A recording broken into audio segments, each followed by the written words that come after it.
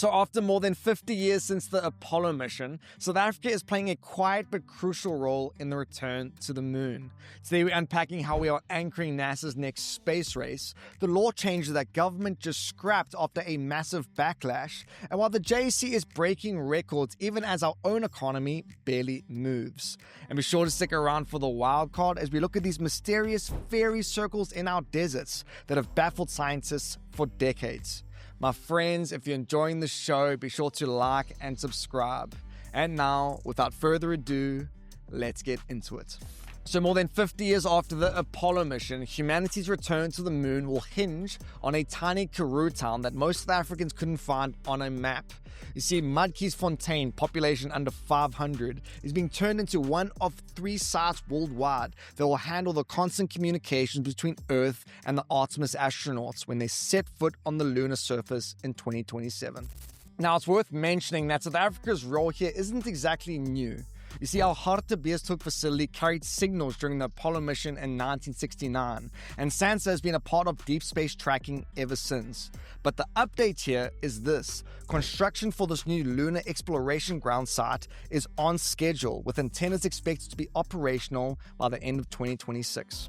Now, the timing matters. You see, Artemis 1 in 2022 was an uncrewed test flight. Artemis 2, which is set for April next year, will be the first crewed orbit.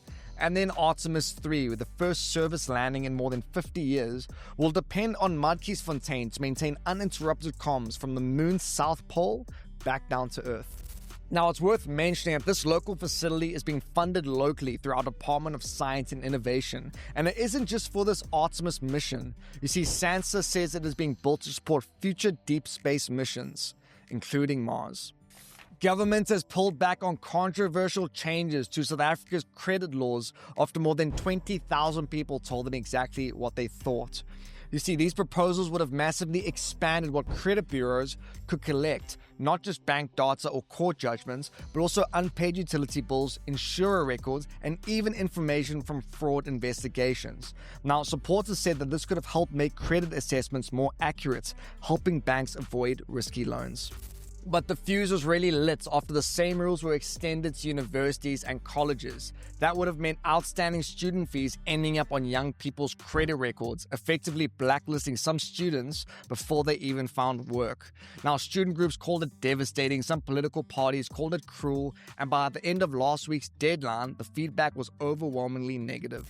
So as a result, Minister Parks-Tau withdrew the draft, promising to rework it. But the Banking Association of South Africa argues that this backlash was based on misunderstanding, saying that the law has in fact allowed education-related debt to be listed since 2006. Now, business groups warn that this U-turn by government not only leaves the clause unchanged, but also makes it harder for small businesses to access the loans they need.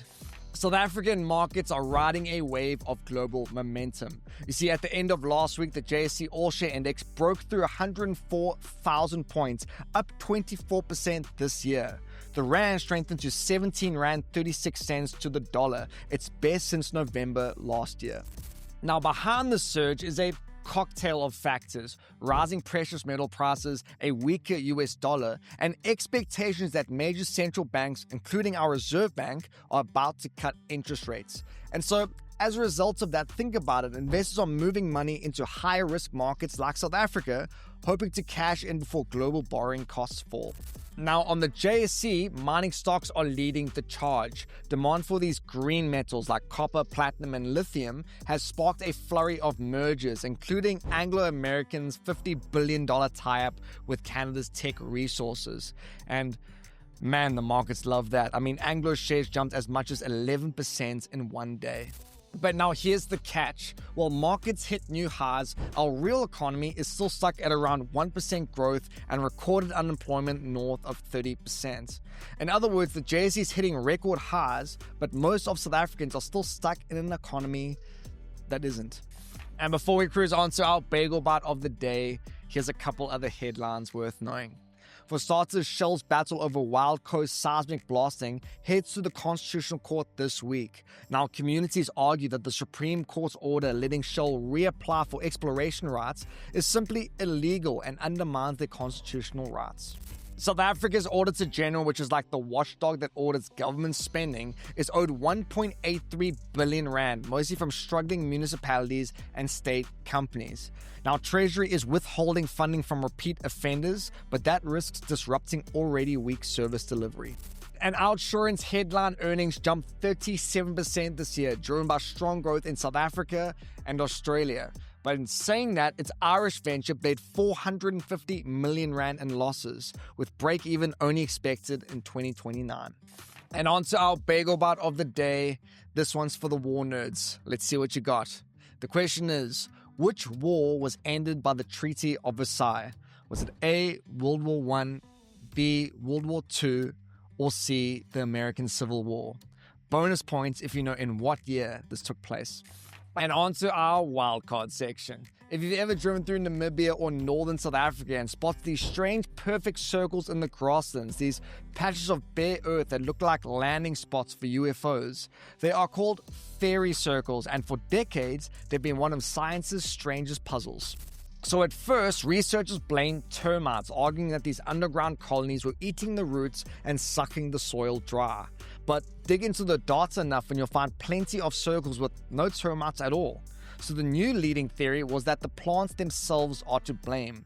You see, in these ultra-dry landscapes, grasses fight so fiercely for water that they actually organize into patterns.